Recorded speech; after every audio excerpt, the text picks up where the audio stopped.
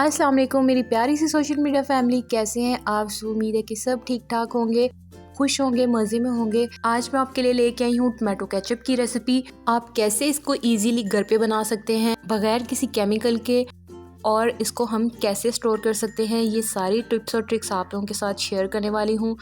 तो रेसिपी को शुरू करते हैं। बिस्मिल्लाहिर्रहमानिर्रहीम। यहाँ पे मैंने ले लिए हैं टमाटोज़। ये मेरे पास 5 किलो टमाटर हैं, जो कि आप देख सकते हैं कि काफ़ी गंदे हो रहे हैं। तो इसको पहले साफ़ पानी एक बाउल में ले लेंगे और उसमें डाल के इसको अच्छे तरीके से वॉश कर लेंगे। रमज़ान मुबारक में हर रेसिपी इस तरह की बनती है कि उसमें केचप की ज़रूरत तो पड़ती ही पड़ती है। आजकल टमाटर्स बहुत सस्ते हैं, तो आप लोग भी इस तरह से बना सकते हैं, इसको स्टोर कर सकते हैं। अब हमने टमाटोज़ को लिया और उनको इस तरह से दरमियान से कट कर लिया। 2 पार्ट्स में कट कर लें या 3 पार्ट्स में कर लें, 4 में कर लें। आप इसको किसी भी शेप में कट कर सकते हैं, कोई हार्ड एंड फास्ट रूल नहीं है, मकसद सिर्फ इसको कट करना है। इस तरह से मैंने सारे टमाटोज़ को कट कर लिया है और अब हम इसको शिफ्ट कर देंगे एक पकाने वाले बर्तन में। कढ़ाई को मैंने चूल्हे पर रख लिया है और इसमें टमाटोज़ को शिफ्ट कर दिया है इस तरह से। अब हम इसमें ऐड करेंगे 1/2 कप पानी, ताकि इसका कुकिंग प्रोसेस स्टार्ट हो सके।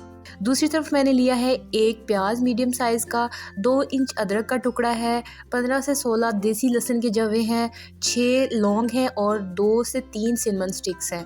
इस तरह से आप लोग स्क्रीनशॉट ले लें ताकि आपको क्वांटिटी इसकी याद रहे। अब हम ये भी इसमें ऐड कर देंगे। इसी दौरान अगर आप लोगों ने चैनल को सब्सक्राइब नहीं किया तो जल्दी से जाके कर लीजिए, साथ में बेल आइकन को भी प्रेस कर लीजिए ताकि आपको हर वीडियो का नोटिफिकेशन मिलता रहे। अब हमने इसको इस तरह से ऊपर सेट कर देना है। आप इसको इसके अंदर मिक्स भी कर सकते हैं। अब हम इसको कवर कर देंगे तकरीबन 15 मिनट के लिए। 15 मिनट ज़रूरी नहीं है, अगर आपकी क्वांटिटी कम होगी तो टाइम कम लगेगा।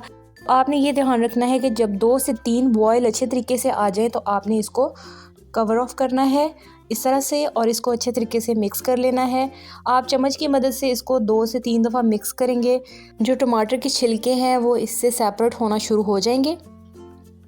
ये देखें, इस तरह से हम चम्मच की मदद से ही मिक्स कर रहे हैं इसको।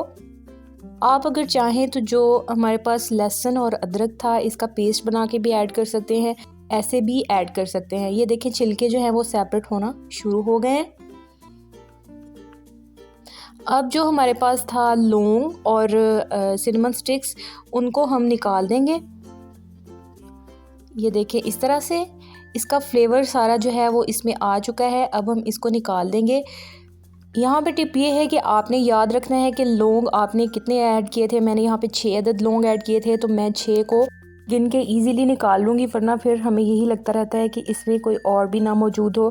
तो आप लोगों ने पहले ध्यान रखना है कि मैंने कितने लौंग डाले थे, उस हिसाब से आपने फिर इसको निकाल लेना है।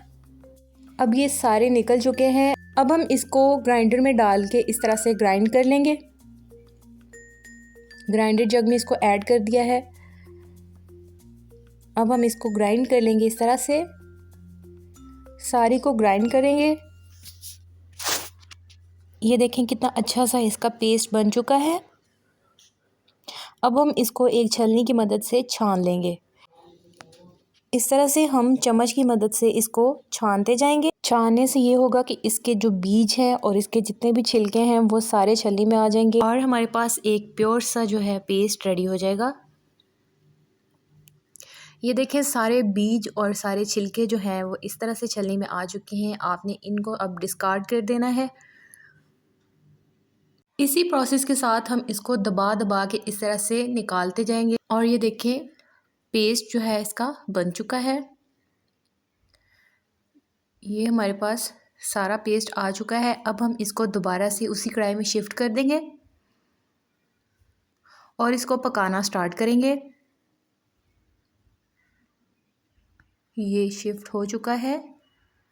अब इसमें बॉयल आना शुरू हो गया है। जब ये अच्छे तरीके से बॉयल होना शुरू हो जाएगा तो इसमें हम ऐड करेंगे 1/2 teaspoon salt, 1 teaspoon red chillies यानी कि सुर्ख मिर्च, और 1/2 कप यहाँ पे मैंने चीनी ऐड की है। और अब हम इसको मज़ीद पकाते जाएंगे, तकरीबन 10 मिनट के लिए इसको पकाते जाएंगे।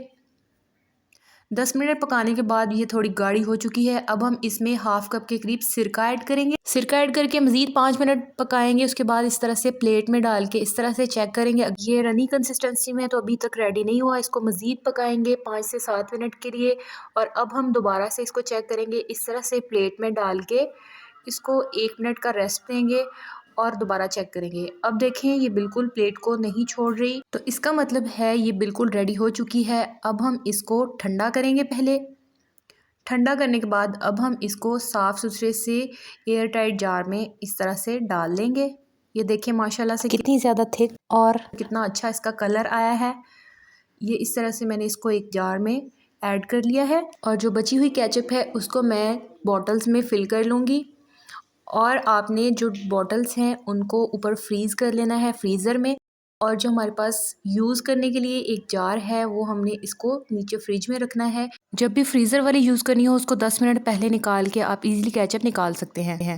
جی تو دیکھیں ماشاءاللہ سے کتنا پیارا سا خوبصورت سا اس کا کلر آ چکا ہے، اور یہ اس کی تھکنس بھی ماشاءاللہ سے بہت ہی اچھی بن کے ریڈی ہو گئی ہے۔ رمضان المبارک میں یہ ٹمیٹو کیچپ کی ریسیپی آپ لوگ بھی ضرور بنائیں، اور اگر بنائیں تو میرے ساتھ فیڈ بیک ضرور شیئر کیجیے گا۔ تب تک کے لیے اللہ حافظ۔